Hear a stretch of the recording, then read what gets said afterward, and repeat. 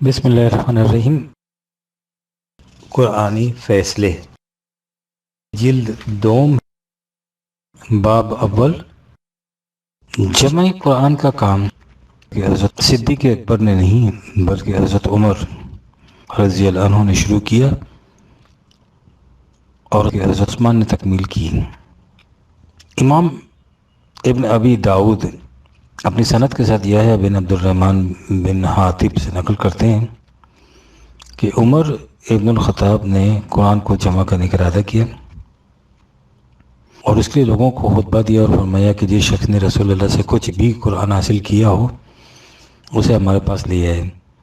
لوگوں نے قرآن کو کاغذات پر، لکڑی کی تختیوں پر اور کھجور کے پٹھوں پر لکھ رکھا تھا،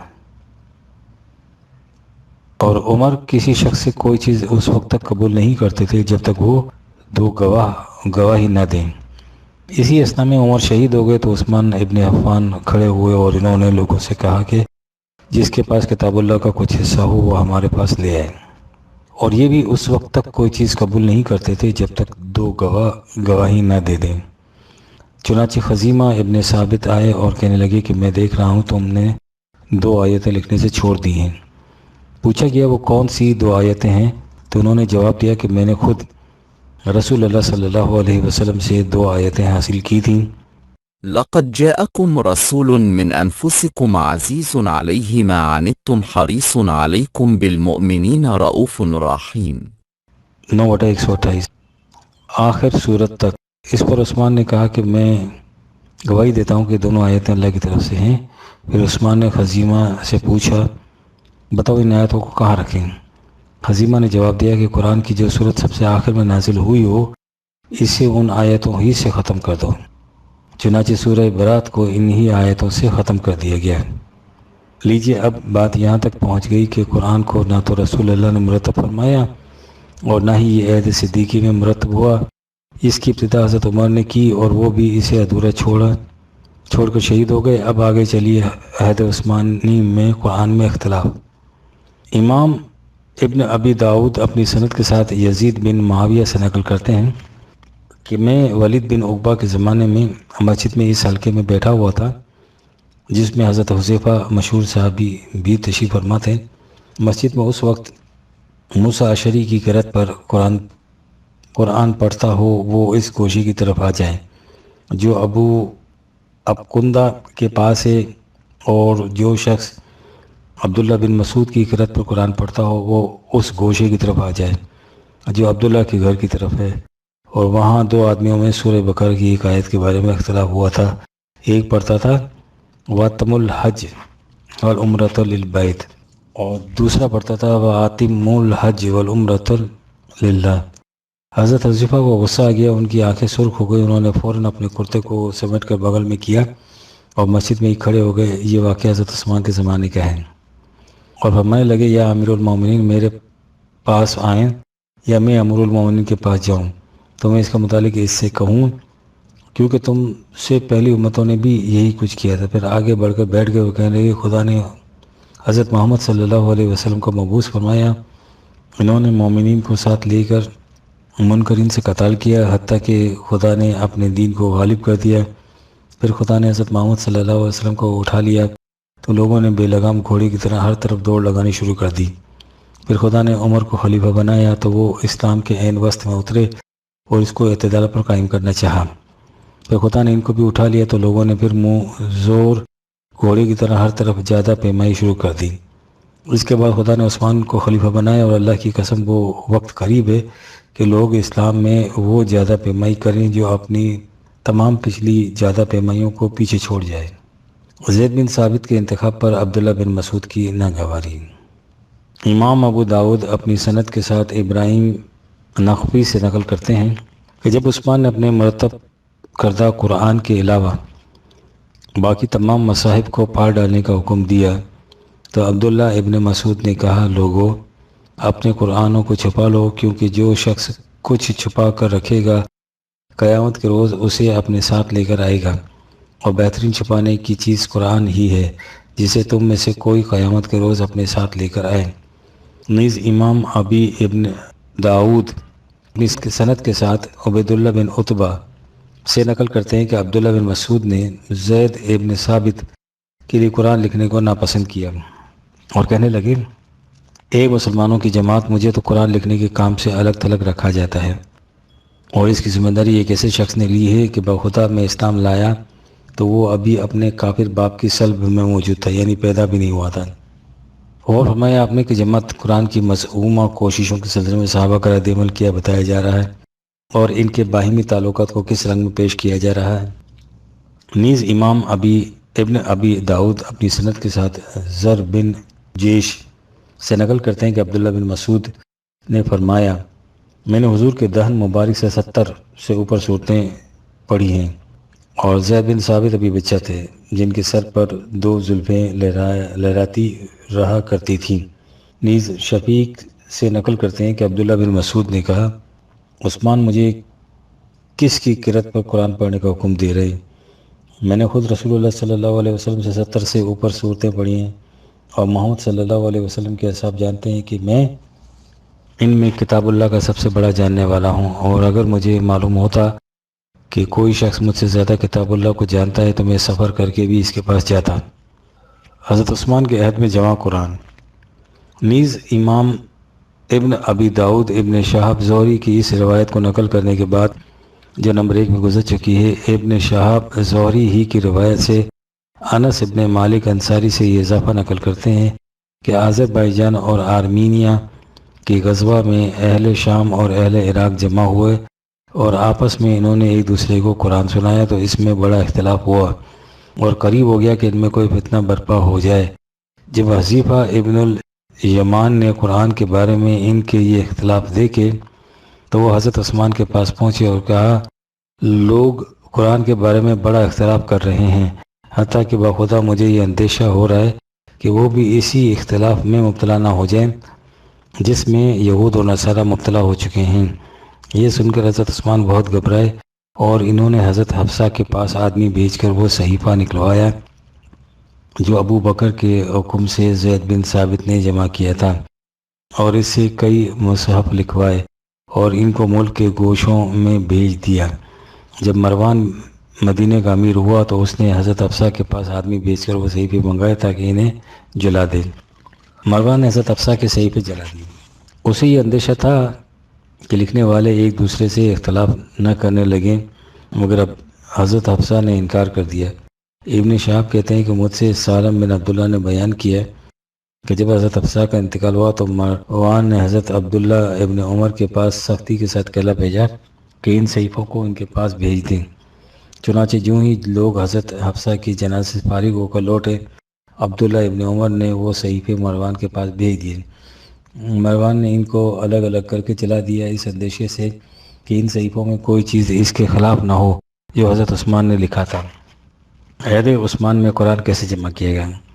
امام ابن ابی داؤد اپنی سند کے ساتھ ایوب سے اور وہ ابو قلابہ سے نقل کرتے ہیں کہ حضرت عثمان کی خلافت میں ایک معلم کسی شخص کی قرأت کے مطابق تعلیم دیتا تھا، اور دوسرا معلم دوسرے شخص کی قرأت کے مطابق۔ بچے قرآن پڑھتے اور آپس میں اختلاف کرتے، حتیٰ کہ اختلافات معلمین تک بلند ہو گئے اور لوگوں نے ایک دوسرے کی قرأت پر تکفیر شروع کر دی۔ حضرت عثمان کو اس کی اطلاع ہوئی تو انہوں نے خطبہ دیا اور کہا، تم لوگ میرے پاس ہوتے ہوئے بھی قرآن میں اختلاف کرتے ہو اور دوسروں کی تغلیظ کرتے ہو، جو لوگ دوسرے شہروں میں مجھ سے دور ہیں، ان کی غلطیاں اختلافات تو اور بھی سخت ہیں۔ اے اصحاب محمد صلی اللہ علیہ وسلم، اتفاق سے کام لو اور تم لوگوں کے لیے ایک متفقہ امام کتاب اللہ لکھ دو۔ ابو قلابہ کہتے ہیں کہ مجھ سے مالک بن انس نے بیان کیا، یہ امام بن انس کے داد ہیں، کہ میں ان لوگوں میں شریک تھا جنہوں نے ان کو قرآن لکھوایا۔ اکثر کسی آیت کے بارے میں اختلاف ہوتا تھا اور کوئی ایسا آدمی یاد آ جاتا تھا جس نے اس آیت کو خود رسول اللہ صلی اللہ علیہ وسلم سے سیکھا تھا، اور بعض مرتبہ وہ شخص موجود نہیں ہوتا تھا یا کسی دیہات میں ہوتا تھا تو اس سے آگے اور پیچھے کی آیتیں لکھ لیتے تھے اور اس آیت کی جگہ چھوڑ دیتے تھے، حتیٰ کہ وہ شخص خود آ جاتا یا اس کو بلوا لیا جاتا تھا اور اسے پوچھ کر وہ آیت لکھ لی جاتی تھی۔ جب مصحف لکھنے سے فراغت ہو گئی تو حضرت عثمان نے تمام شعروں میں لکھ دیا کہ میں نے ایسا ایسا کام کیا ہے اور جو کچھ میرے پاس تھا میں نے اس کو مٹا دیا ہے، لہٰذا جو کچھ اس قرآن کے خلاف تمہارے پاس ہو تم بھی اس کو مٹا دو۔ امام ابن ابی داود اپنی سند کے ساتھ معصب ابن سعد سے نقل کرتے ہیں کہ حضرت عثمان نے لوگوں کو خطبہ دیا اور فرمایا کہ رسول اللہ صلی اللہ علیہ وسلم کو تم سے جدا ہوئے ابھی 13 سال ہی گزرے ہیں، مگر تم قرآن میں شک کرنے لگے ہو، کہتے ہو کہ یہ ابی بن کعب کی قرأت ہے اور وہ عبداللہ بن مسعود کی قرأت ہے۔ خدا کی قسم تو اپنی قرأت ٹھیک نہیں پڑھتا، لہٰذا میں تم سے ہر شخص پر لازم کرتا ہوں کہ جس کے پاس بھی کتاب اللہ میں سے کوئی چیز ہو وہ بھی ضرور اسے میرے پاس لے آئے۔ چنانچہ کوئی کاغذ کا ورق لے کر آتا، کوئی چمڑے کا ٹکڑا لے کر آتا جس میں قرآن لکھا ہوا ہوتا، حتیٰ کہ اس طرح بہت کچھ جمع ہو گیا۔ پھر حضرت عثمان اندر آ گئے اور ایک آدمی کو بلا بلا کر قسم دے کر انہوں نے پوچھنا شروع کیا کہ کیا تم نے اس کو رسول اللہ صلی اللہ علیہ وسلم سے سنا ہے؟ کیا رسول اللہ صلی اللہ علیہ وسلم نے تمہیں یہ کچھ لکھوایا تھا؟ وہ شخص اقرار کرتا۔ حضرت عثمان اس سے فارغ ہو گئے تو لوگوں سے پوچھا تم میں سے بہترین کاتب کون ہے؟ لوگوں نے کہا کہ رسول اللہ صلی اللہ علیہ وسلم کے کاتب زید بن ثابت۔ پھر انہوں نے پوچھا کہ تم میں لغت عربی کا بہترین ماہر کون ہے؟ لوگوں نے کہا کہ سعد بن العاص۔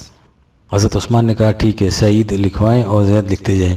چنانچہ زید بن ثابت نے قرآن لکھا اور کئی قرآن لکھے اور ان قرآنوں کو عثمان نے لوگوں میں پھیلا دیا۔ ابو قلابہ کہتے ہیں کہ میں نے بعض اصحاب محمد صلی اللہ علیہ وسلم کو کہتے ہوئے سنا ہے کہ عثمان نے بہت اچھا کام کیا ہے۔ امام ابن ابی داود اپنی دوسری سند سے مصعب ابن سعد ہی سے نقل کرتے ہیں کہ حضرت عثمان نے ابی ابن کعب اور عبداللہ بن مسعود اور معاذ ابن جبل کی قرأت کو سنا تو لوگوں کو خطبہ دیا اور میں ابھی تمہارے نبی کی وفات کو 15 سال ہوئے ہیں اور تم قرآن میں اختلاف کرنے لگے ہو۔ میں ہر شخص پر لازم کرتا ہوں کہ جس کے پاس بھی قرآن میں سے کچھ ہو جسے اس نے خود رسول اللہ صلی اللہ علیہ وسلم سے سنا ہو اسے میرے پاس لے آئے۔ چنانچہ لوگ لکڑی کی تختیاں، ہڈی کے ٹکڑے، کھجور کی چھالیں جن میں قرآن لکھا ہوا تھا لانے لگے۔ جو شخص لے کر آتا اس سے حضرت عثمان پوچھ لیتے کہ کیا اس نے یہ کچھ رسول اللہ صلی اللہ علیہ وسلم سے سنا ہے؟ پھر انہوں نے لوگوں سے پوچھا کہ تم میں فصیح ترین شخص کون ہے؟ لوگوں نے سعید بن عاص کا نام لیا۔ پھر پوچھا کہ بہترین ماہر کتابت کون ہے؟ لوگوں نے زید بن ثابت کا نام لیا۔ آپ نے فرمایا اچھا زید لکھیں اور سعید لکھوائیں۔ چنانچہ کئی مصحف لکھے گئے اور ان کو مختلف شہروں میں تقسیم کر دیا گیا۔ مصعب بن سعد کہتے ہیں کہ میں نے کسی کو نہیں دیکھا جس نے عثمان کے اس فعل پر عیب چینی کی ہو۔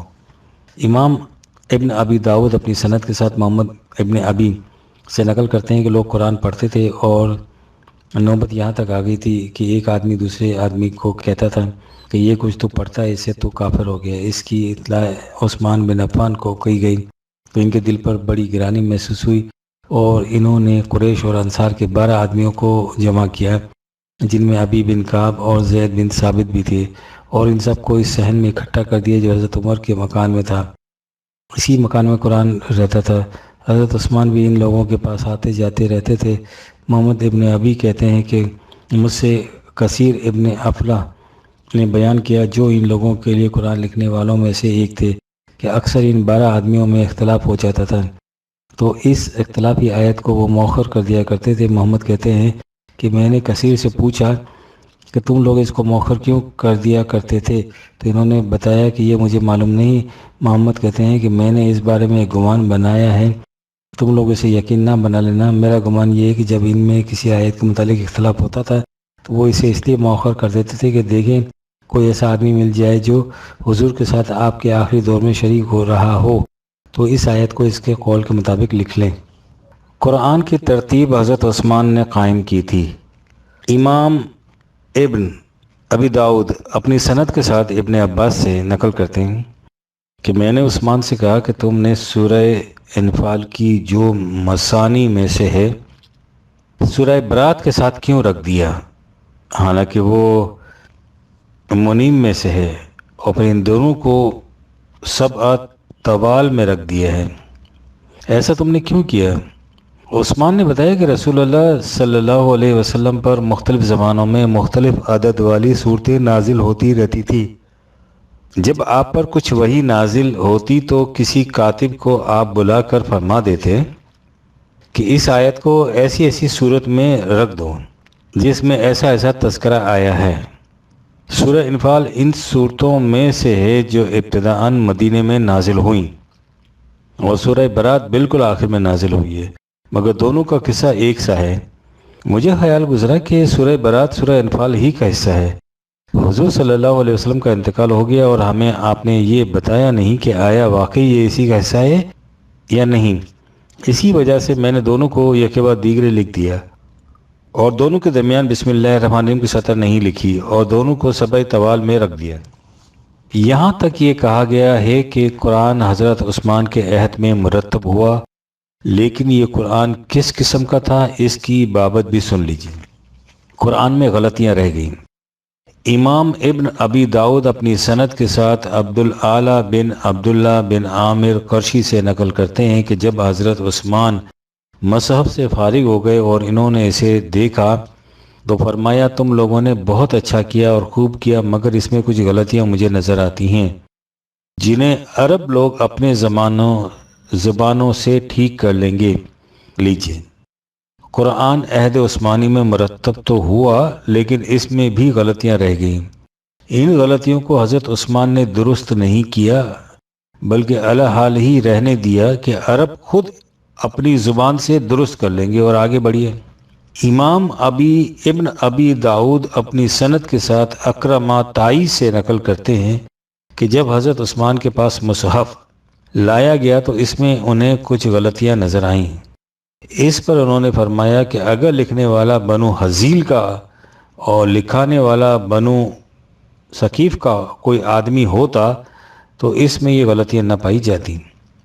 سعد ابن جیر سے منقول ہے کہ انہوں نے فرمایا قرآن میں 4 حروف غلط ہیں: السابعون 5/69، والمقیین 4/162، فاسد کن من الصالحین 63/10، اور ان ھذا ابن النساء حران 62/20۔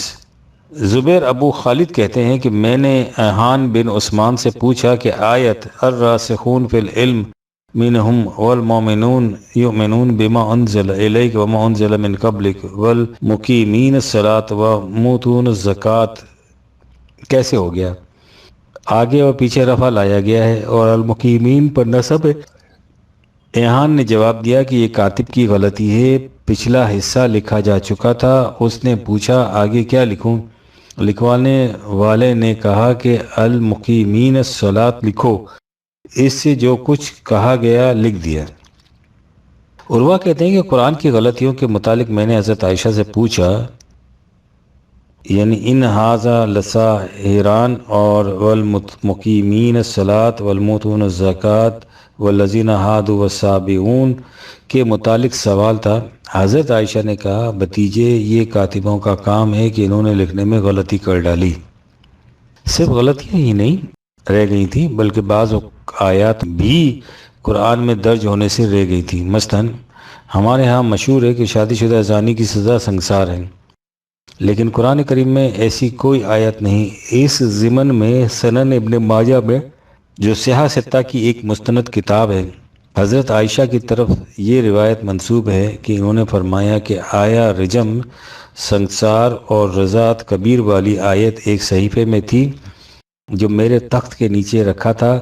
جب رسول اللہ صلی اللہ علیہ وسلم وفات پا گئے تو ہم لوگ اس حادثے میں مشغول ہو گئے، اتنے میں گھر کی پالتو بکری آ گئی اور اس صحیفے کو کھا گئی اور وہ آیتیں ضائع ہو گئیں۔ چنانچہ اس کے بعد فیصلہ یہ کیا گیا کہ یہ آیت قرآن میں تو داخل نہ کی جائے لیکن عمل اس کے مطابق ہو۔ اس کے بعد کتاب المصاحف میں ہے کہ جو نسخہ حضرت عثمان نے مرتب فرمایا تھا اس میں اور مدینہ منورہ کے دیگر مصاحف میں کئی ایک آیات میں اختلاف تھا۔ اس کتاب میں اس قسم کے تمام اختلافی مقامات درج ہیں۔ نیز یہ کہ قرآن مجید کے جو نسخے مختلف شہروں کے لیے مرتب کیے گئے تھے ان میں بھی باہم دیگر اختلاف تھا۔ ان اختلافات کو بھی اس کتاب میں تفصیل سے دیا گیا ہے۔ اختلاف قرأت۔ ازاں بعد امام ابن ابی داؤد نے اپنی کتاب نیز اس کے انگریزی ترجمے میں جسے مشہور مستشرق آرتھر جیفری نے بڑے اہتمام سے شائع کیا ہے۔ ان قرآنی نسخوں کی تفصیل دی ہے جو عہد حضرت عثمان اور ان کے بعد مختلف صحابہ اور تابعین کے پاس تھے، اور جن میں بے شمار آیات ایسی تھیں جو مصحف عثمان میں درج شدہ آیات سے مختلف تھیں۔ ان کی تفصیل سابقہ صفحات میں دی جا چکی ہے۔ سابقہ صفحات میں اختلاف قرأت کے متعلق بھی تفصیل سے لکھا جا چکا ہے۔ اس زمن میں ایک مثال کا اضافہ کیا جاتا ہے۔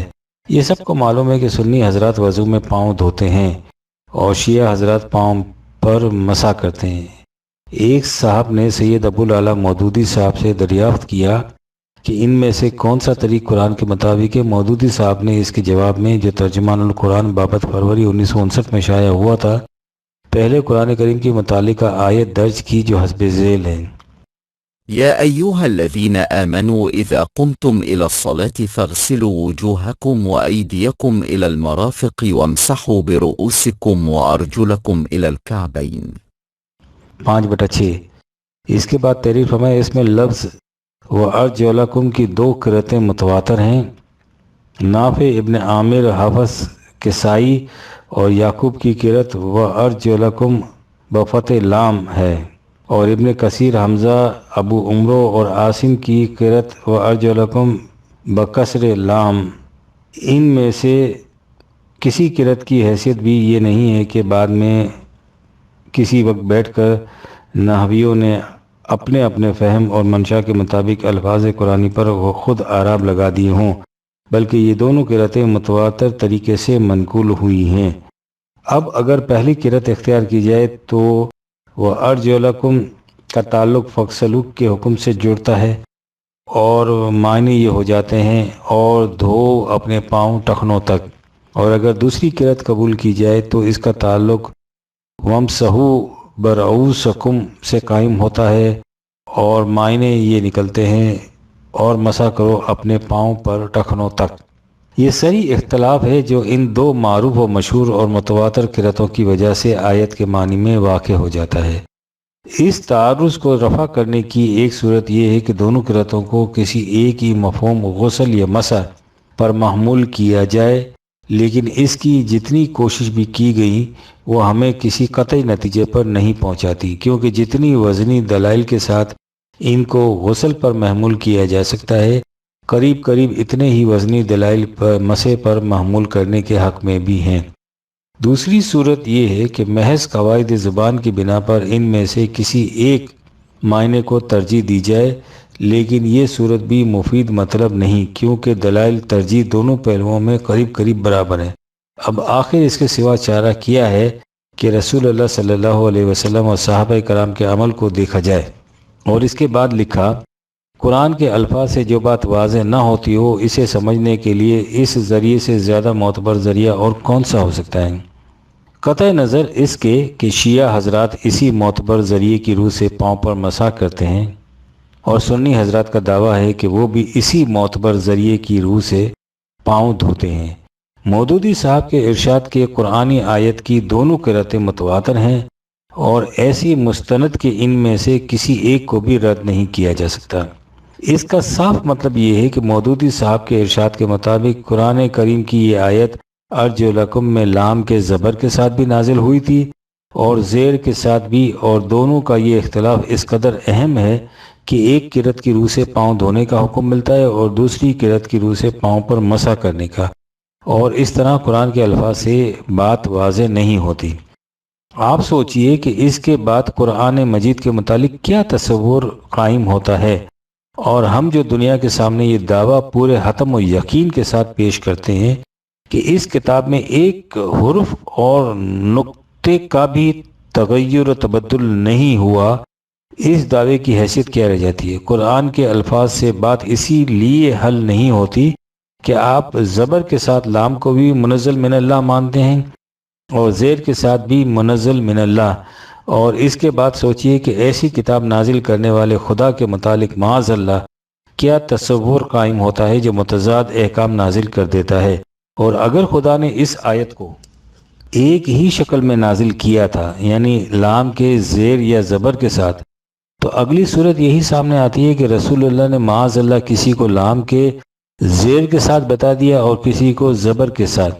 اس صورت میں سوچئے کہ خدا کے رسول کے متعلق کیا تصور سامنے آتا ہے، اور اگر یہ صورت بھی نہیں تھی تو پھر فرمائیے کہ یہ دو قرأتیں کس طرح وجود میں آئیں۔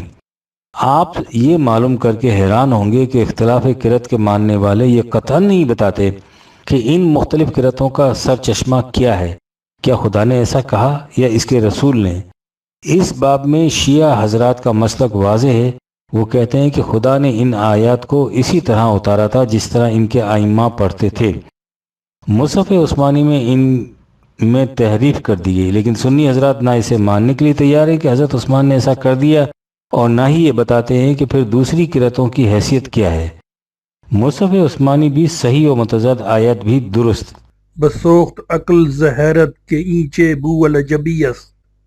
آگے چل کر مودودی صاحب فرماتے ہیں، اب عقل کے لحاظ سے دیکھیے تو پاؤں دھونے ہی کا عمل زیادہ معقول اور قرآن کے منشا سے قریب تر محسوس ہوتا ہے، یعنی لام کے زبر والی آیت کے مطابق۔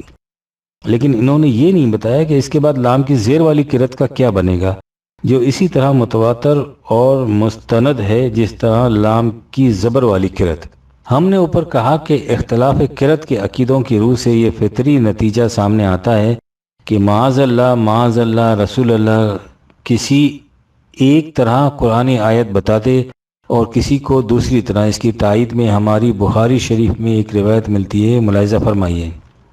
مسور ابن محرمہ اور عبد الرحمن بن عبد قاری حضرت عمر سے سن کر بیان کرتے ہیں، حضرت عمر کہتے ہیں کہ میں نے حشام بن حکیم ابن حزام کو رسول اللہ صلی اللہ علیہ وسلم کی زندگی میں سورہ فرقان پڑھتے ہوئے سنا۔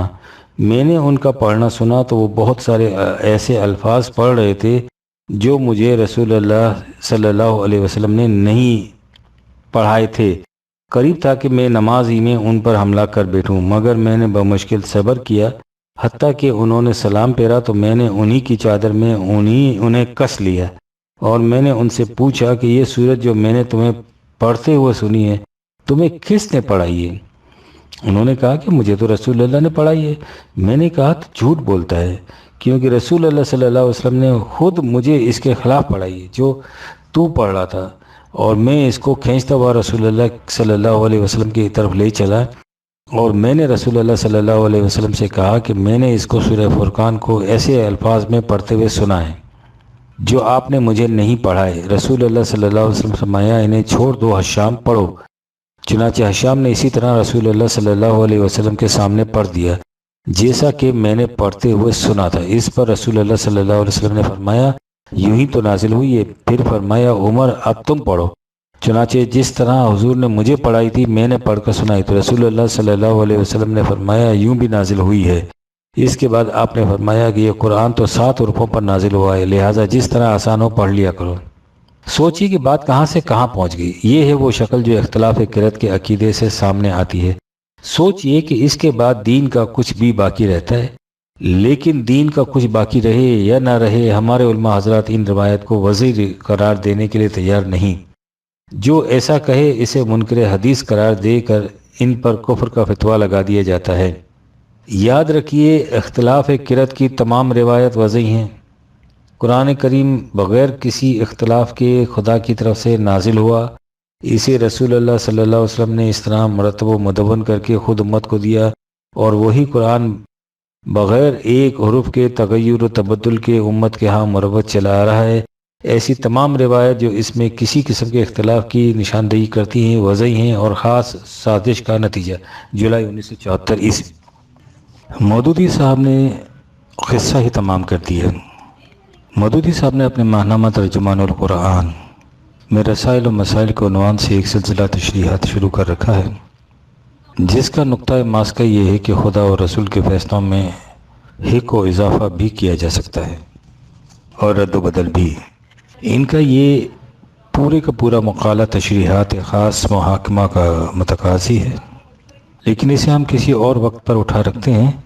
سر دست ہم اس کا صرف وہی حصہ سامنے لانا چاہتے ہیں جس کا تعلق قرآن مجید سے ہے۔ قرآن مجید کے متعلق وہ لکھتے ہیں رسول اللہ صلی اللہ علیہ وسلم نے اس دنیا سے رخصت ہوتے وقت قرآن پاک کو جس حالت میں چھوڑا وہ یہ تھی کہ اپنی مکمل اور مرتب صورت میں وہ صرف ان حافظوں کے سینے میں محفوظ تھا جنہوں نے حضور سے سیکھ کر اسے از اول تا آخر یاد کیا تھا۔ تحریری شکل میں آپ نے اس کا لفظ لفظ لکھوا ضرور دیا تھا، مگر وہ متفرق پارچوں پر تختیوں، کھجوروں کی چھالوں، شانے کی ہڈیوں اور ایسی دوسری چیزوں پر لکھا گیا تھا جو ایک تھیلے میں رکھی ہوئی تھی۔ حضور نے اسے صورتوں کی ترتیب کے ساتھ ایک مسلسل کتاب کی صورت میں مرتب نہیں فرمایا تھا۔ ترجمان القرآن ستمبر 1975 صفحہ 35 اور نومبر 75 عیسوی صفحہ 42۔ اس کے بعد انہوں نے لکھا کہ حضور کی وفات کے بعد حضرت صدیق اکبر کے زمانے میں حضرت عمر کے ایما سے حضرت زید نے اسے قرآن کریم کو کس طرح مرتب فرمایا۔ انہوں نے اسے اس تھیلے میں جمع شدہ اجزاء کی مدد سے نہیں بلکہ ان پارچوں، ہڈیوں، کھجور کے پتوں وغیرہ کی مدد سے مرتب کیا جو لوگوں کے ہاں بکھری پڑی تھیں۔ حضرت زید کی اس ترتیب کی تفصیل کتب روایت میں درج ہے اور طلوع اسلام میں متعدد مقامات پر اس پر تبصرہ کیا جا چکا ہے، اس کے دہرانے کی یہاں ضرورت نہیں ہے۔ اس کے بعد مودودی صاحب نے لکھا ہے کہ جس کام کو رسول اللہ صلی اللہ علیہ وسلم نے خود سر انجام نہیں دیا تھا، اسے حضور کی وفات کے بعد صحابہ نے سر انجام دیا، یعنی حضور کے چھوڑے ہوئے تھیلے کو کتابی شکل دے دی۔ یہ ان کے نزدیک رد و بدل کی نمایاں ترین مثال تھی۔ ترجمان القرآن ستمبر 1975 صفحہ 35۔ آپ غور فرمائیے کہ مودودی صاحب کی اس تشریح کے مطابق قرآن کریم کے متعلق کیا تصور پیدا ہوتا ہے، اور خود رسول اللہ صلی اللہ علیہ وسلم کے متعلق معاذ اللہ کس قسم کا خیال ذہن میں ابھرتا ہے۔ حضور نے قرآن کریم کو مرتب صورت میں صحابہ کو حفظ تو کرا دیا، لیکن 26 کاتبوں کے باوجود اسے کتابی شکل میں مرتب فرما کر امت کو نہ دیا۔ حضور کے بعد اس فریضے کو صحابہ نے سر انجام دیا۔ ہم پوچھنا ہی چاہتے ہیں کہ اللہ تعالیٰ نے جب قرآن کریم کے شروع میں سورہ فاتحہ کے بعد ذالک الکتاب یعنی یہ وہ کتاب ہے کہا تھا، تو کیا اسے اشارہ اس تھیلے کی طرف تھا جسے مودودی صاحب کے ارشاد کے مطابق رسول نے رکھا ہوا تھا، یا یہ آیت اس وقت اتری تھی جب حضرت صدیق اکبر کے زمانے میں قرآن مجید نے کتاب کی شکل اختیار کر لی تھی؟ سوچئے کہ اس کے بعد ہمارا نوجوان طبقہ اس قرآن کے متعلق کیا خیال کرے گا جو امت کے ہاتھوں میں موجود چلا آ رہا ہے۔ اس کے بعد مودودی صاحب نے دین میں کمی کی مثال بیان فرمائی ہے۔ اس سلسلے میں لکھتے ہیں کہ قرآن کریم در حقیقت 7 زبانوں میں نازل ہوا تھا، اور رسول اللہ نے بھی قرآن کریم کو ان 7 زبانوں میں ہی پیش کیا تھا اور امت کو سکھایا تھا۔ حضور کی وفات کے بعد جب زبانوں کے اس اختلاف سے جھگڑے پیدا ہونا شروع ہوئے تو حضرت عثمان نے ان میں سے صرف 1 زبان والے قرآن کو باقی رکھا اور بقایا 6 زبانوں والے نسخوں کو جلا دیا۔ مودودی صاحب لکھتے ہیں کہ اس معاملے میں آپ یہ صرف دیکھ سکتے ہیں کہ قریش کی زبان کے سوا باقی 6 زبانوں کی قرتیں جو سب کی سب توفیقی تھیں، اللہ تعالیٰ کی طرف سے نازل شدہ اور رسول اللہ صلی اللہ علیہ وسلم کی سکھائی ہوئی تھیں، اس مصلحت کی بنا پر منسوخ کر دی گئی کہ امت کو قرآن کے الفاظ اور اس کی عبارتوں میں اختلاف کے فتنے اور خطرے سے بچا لیا جائے۔ حالانکہ انہیں منسوخ کرنے کا کوئی حکم نہ اللہ تعالیٰ کی طرف سے نازل ہوا، نہ رسول اکرم کی زبان مبارک سے سنا گیا۔ ترجمان القرآن ستمبر 1975 صفحہ 39 اور نومبر 1975 عیسوی صفحہ 43۔ آپ ذرا دل کو تھام کر دیکھیے کہ مودودی صاحب کیا ارشاد فرما رہے ہیں۔ وہ یہ کہہ رہے ہیں کہ اللہ تعالیٰ نے قرآن مجید 7 زبانوں میں نازل کیا تھا، رسول اللہ نے بھی قرآن کریم کو ان 7 زبانوں ہی میں امت کو دیا تھا۔ رسول اللہ کی وفات تک نہ اللہ تعالیٰ نے یہ حکم دیا کہ ان میں سے صرف 1 زبان کا قرآن باقی رکھا جائے اور دیگر 6 زبانوں والے قرآن منسوخ سمجھے جائے، اور نہ ہی رسول اللہ نے کوئی ایسا حکم دیا تھا۔ اسے ظاہر ہے کہ منشاء خدا اور رسول یہی تھا کہ قرآن مجید ان 7 مختلف زبانوں میں موجود رہے، لیکن حضرت عثمان نے ان میں سے 6 زبانوں کے قرآنوں کو منسوخ قرار دے کر جلا دیا اور 1 زبان کے قرآن کو باقی رکھا۔ اس کے بعد آپ سوچئے کہ اس قرآن مجید کی حیثیت کیا رہ جاتی ہے جس سے ہم خدا کے ارشاد اور اپنے ایمان کی بنا پر اس دعوے کے ساتھ دنیا کے سامنے پیش کرتے ہیں کہ یہ لفظاً وہی ہے جسے اللہ تعالیٰ نے نازل کیا اور جسے رسول اللہ نے امت کو دیا تھا۔ واضح ہے کہ مودودی صاحب نے 7 زبانیں اور 6 زبانیں اور 1 زبان جس میں قرآن رکھا گیا کے الفاظ بصراحت لکھے ہیں۔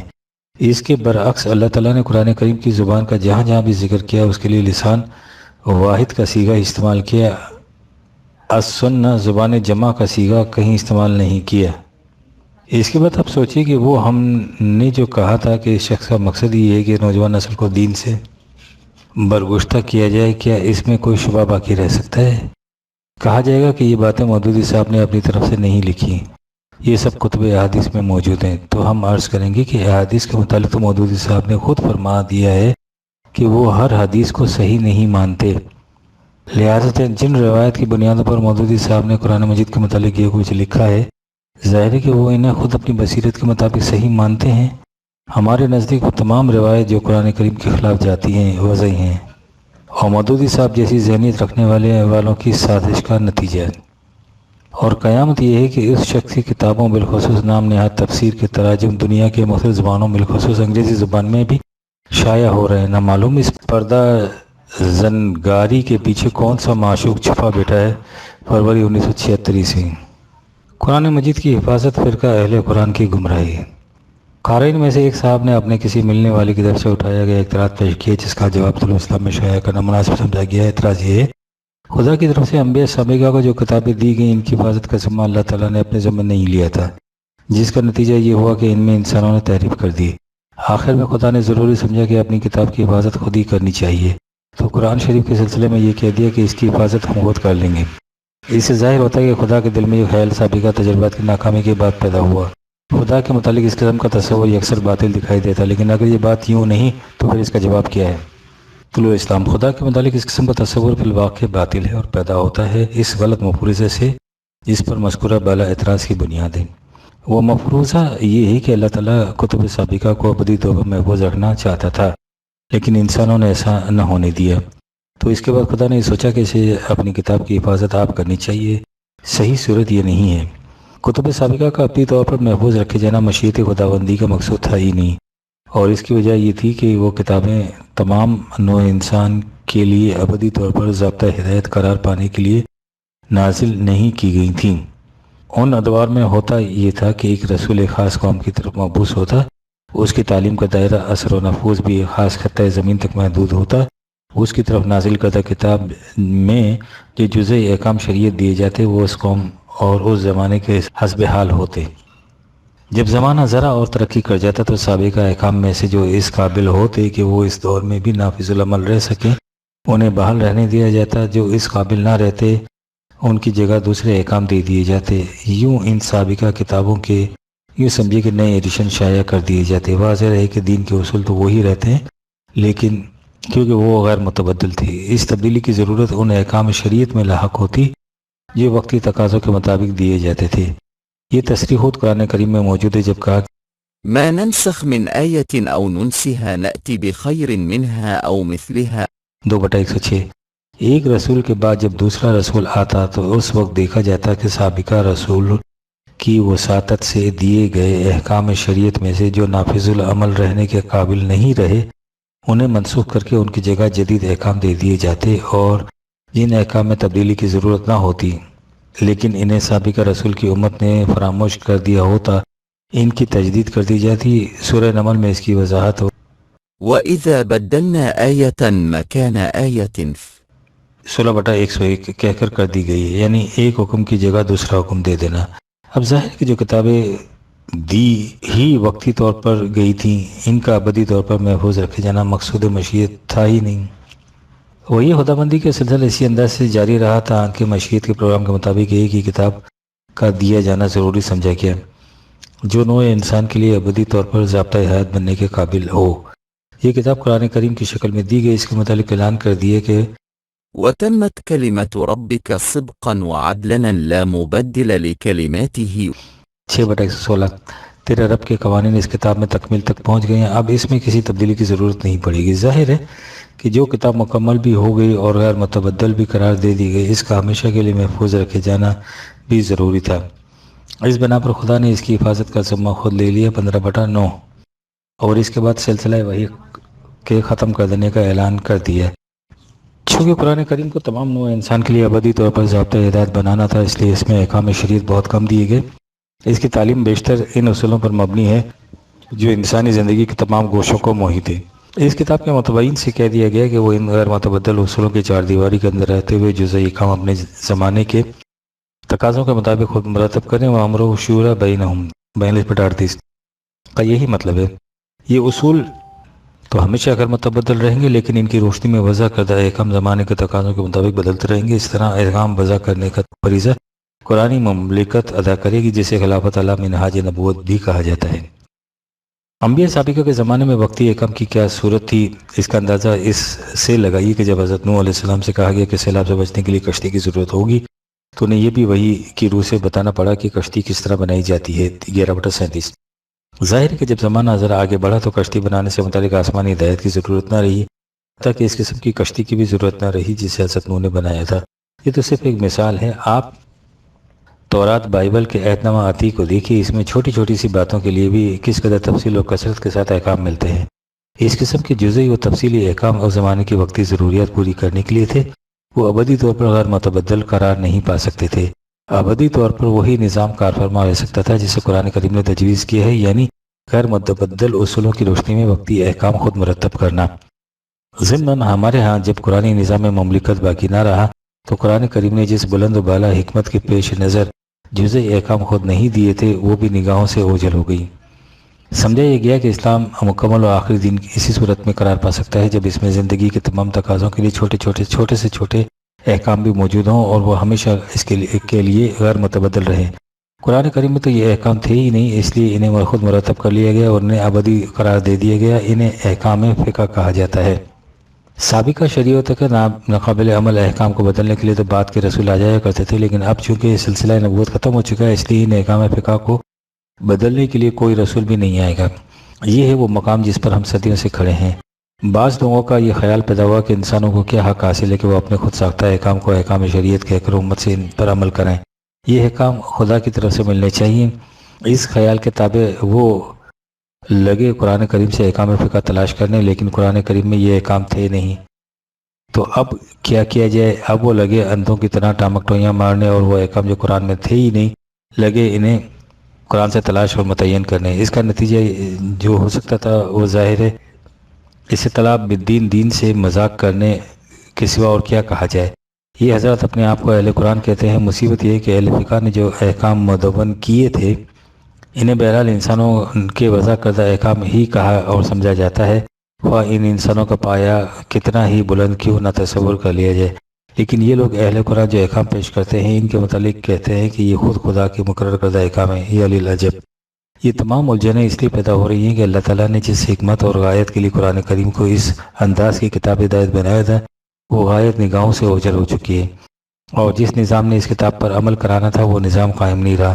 اب ہر شخص اس کی کمی کو پورا کرنے کی کوشش کر رہا ہے، اور جو اس کی دانست میں معاذ اللہ قرآن میں رہ گئی ہے، اسی غلط نگہی یا گمراہی کی ایک مظہر قادیانی نبوت تھی، جس کے مدعی نے آ کر یہ کہا کہ جہاد کا حکم ایک وقت کے لیے تھا۔ اب اللہ تعالیٰ نے اسے منسوخ کرنا ضروری سمجھا تو مجھے بھیج دیا کہ میں اس کے منسوخ ہونے کا اعلان کر کے قرآن میں ترمیم کر دوں۔ معاذ اللہ۔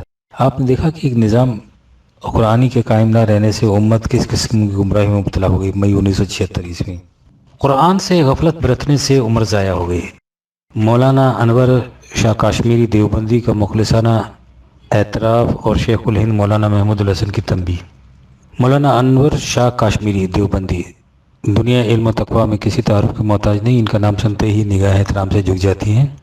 ان کی آخری زندگی کا ایک عبرت آموز واقعہ مفتی محمد شفیع صاحب کی زبانی موقر ماہنامہ میثاق کی نومبر 1975 کے اشاعت میں شائع ہوا ہے، جو اس قابل ہے کہ اسے نہایت غور و فکر سے ملاحظہ کیا جائے۔ وہ لکھتے ہیں، ایک اہم واقعہ بھی آپ کے گوش گزار کروں جو اہم بھی ہے اور عبرت خیز بھی۔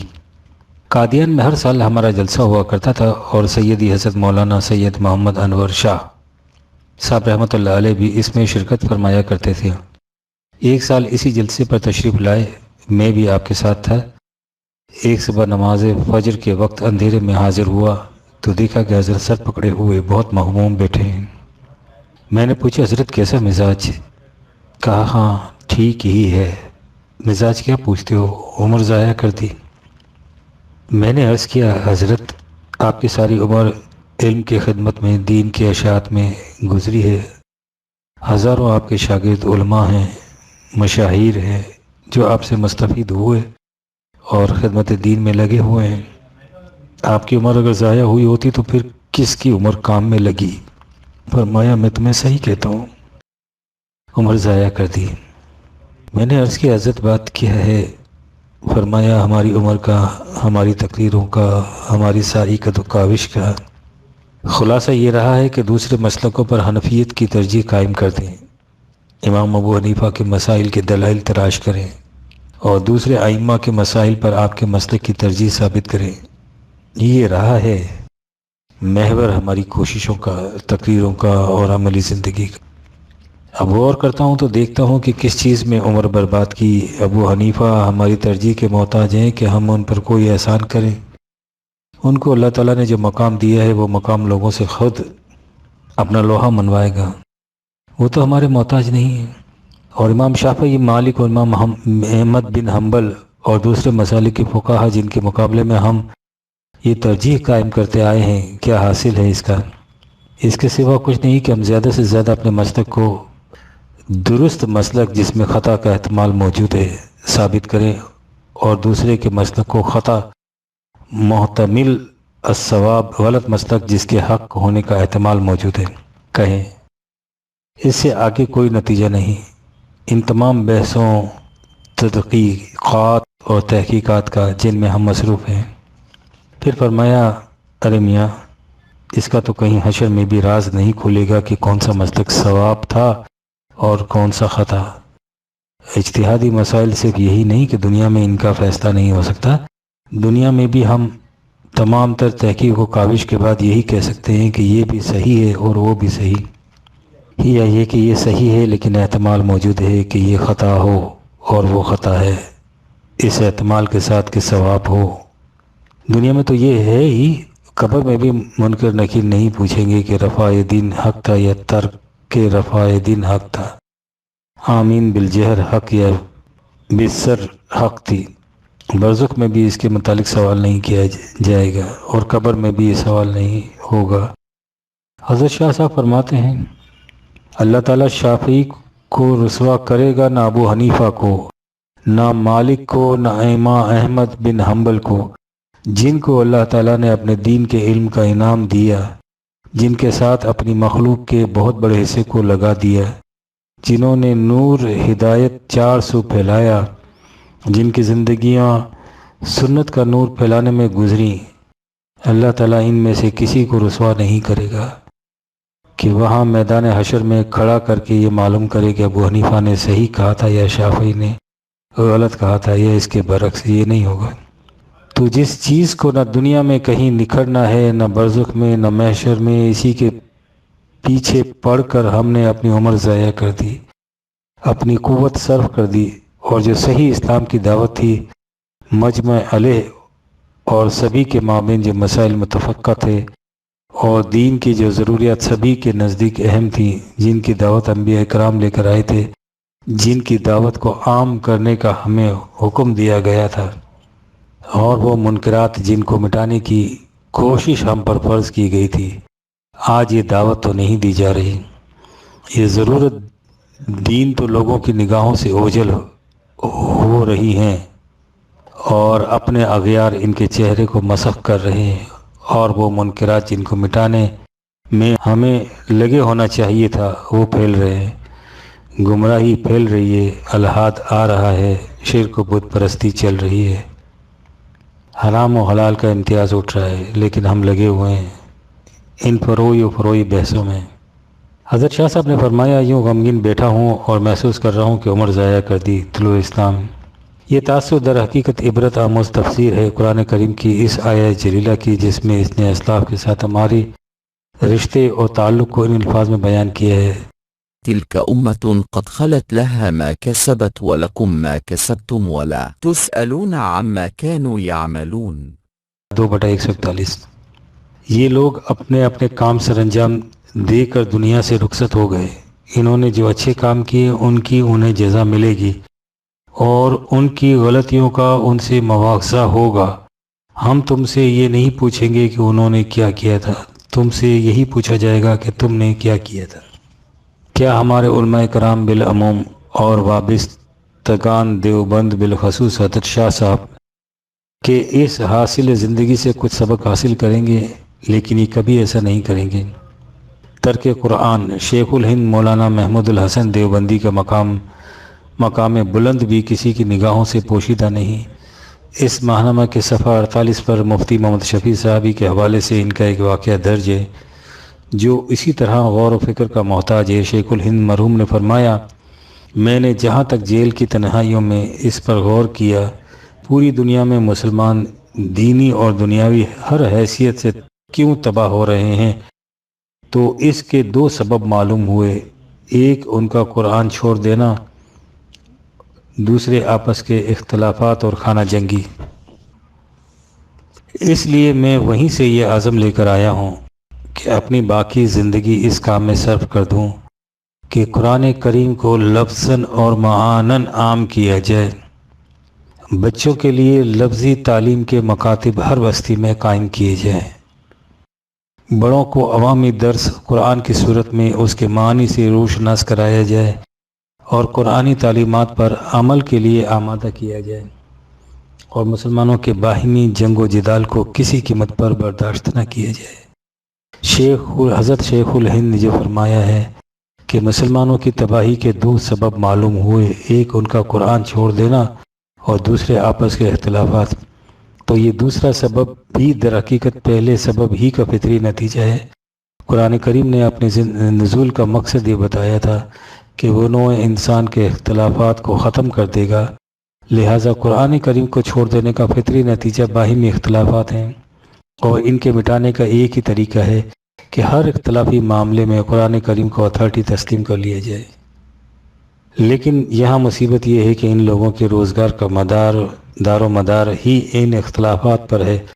جو شخص انہیں قرآن کو اتھارٹی تسلیم کرنے کی دعوت دیتا ہے، وہ اس پر کفر کے فتوے لگا دیتے ہیں، اور ان اختلافات کی روح سے پیدا شدہ فرقوں کو مکاتب فکر کا نام دے کر خود فریبی یا دانستہ فریب دہی کا شکار ہو جاتے ہیں، اور سمجھ لیتے ہیں کہ اس سے وہ تباہی رک جائے گی جس کی لپیٹ میں اس وقت تمام کی تمام امت مسلمہ آ چکی ہے۔ جنوری 1976 عیسوی۔